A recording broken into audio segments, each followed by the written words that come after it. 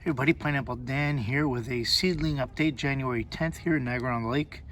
Zone 7A, Canada. We've had a lot of ice and snow, which has melted away, a lot of mild temps in the last 48 hours. But I just wanted to give you a quick update on these seedlings in the yard where they sort of volunteer themselves from one of my windmill palms. So as you can see, they are likely in their dormant stages right now. The growth bud is certainly underground, but these always fare well in the springtime and throughout the summer when when everything sort of warms up again. So I just wanted to quickly show you that things are working out pretty good here with the seedlings.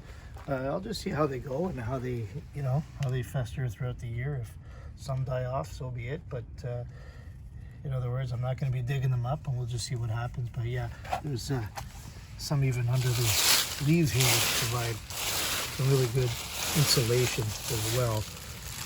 So there you have it, just some seedlings still doing their thing right here in Niagara on the Lake.